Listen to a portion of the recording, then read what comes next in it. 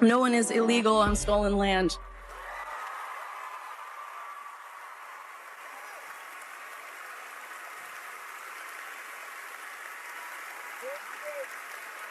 And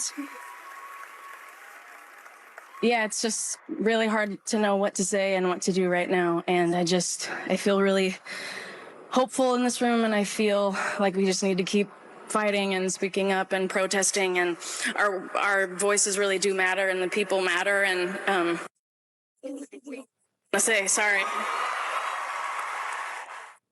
Isn't it like we're all dating Billie Eilish now? Isn't that kind of what it feels like? Let me explain. You don't just get a girlfriend, right? You get this tiny, tiny, wealthy revolutionary who gives land acknowledgments from a multi-million-dollar estate, and she calls it resistance. Is that kind of like what we're going through in 2026? You know, Billie says she's standing on stolen land, but she's living in one of the most expensive zip codes in the country. She's totally guarded by the very system she's shaming. That's what's happening here. And isn't that modern dating in a sentence? Condemn the empire.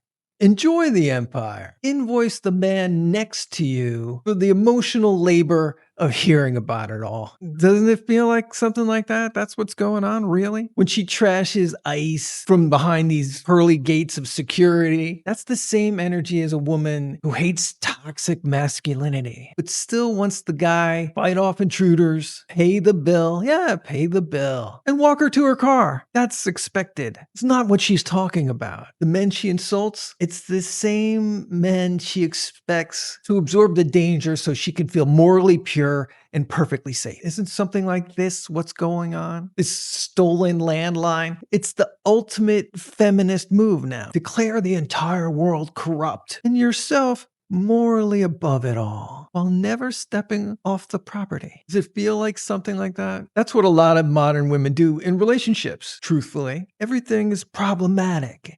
Every man is complicit. Somehow the credit card still works, and that Uber still arrives to pick them up. Yes, it's expected. Notice how the guilt only flows one way. She's haunted by our ancestors and the colonizers, but she's never haunted enough to give back the property, to give back the mansion, to give back the Grammys, or the streaming checks. In dating, men, they feel the same thing. You're guilty for what some guy did in 2014. But she's never responsible for the men she chose or the chaos she brings.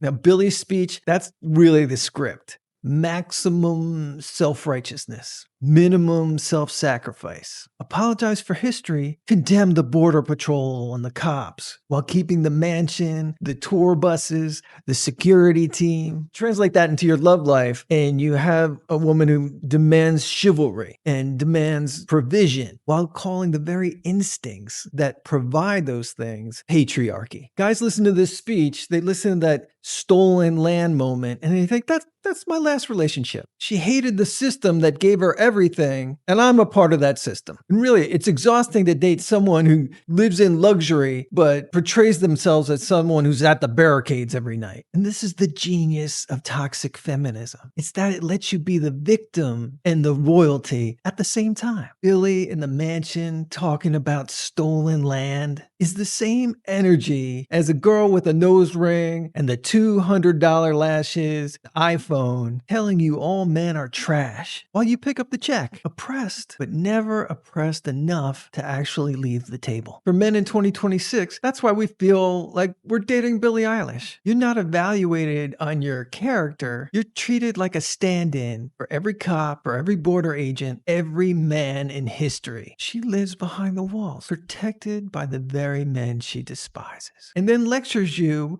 behind bites of DoorDash. Healthy women, they don't do this. They can care about injustice without turning every dinner into some kind of mega conflict and every boyfriend into a colonizer. Now, the point isn't to hate Billie Eilish. It's to recognize that there's a pattern. This is really a culmination of what's been going on into a 30-second moment. If you keep finding yourself with women who live like queens and talk like rebels, you're not in a relationship. You're dating writing an Oscar speech. Now, I feel really bad for Billie Eilish. I really, really do. She's young. She has her whole life ahead of her, and she's making these very public mistakes. And I would not want to be in her shoes. She really deserves kindness. She deserves patience. She deserves a chance to really come back from this without being crucified for one speech. That just isn't fair. Did you say the best things at her age? Did you make some mistakes? Did you have the advantage of just being around 4 or 5 people instead of 4 or 5 million people? Yes, you did. So I don't believe in condemning her for this. But what I care most about is the men who have to try to date in this era of toxic feminism and performative outrage. And guys who still want a real connection. They want love. They want a family. And yes, they even want to get married. They want to settle down. They want to do that. But it's very difficult because this culture, it really rewards victimhood, ego, and blame. It's really celebrated and sought after in this toxic feminism. It's hard to really build something that's sacred when everyone's auditioning for like a moral superiority. So instead of pointing fingers at Billie or women or the culture,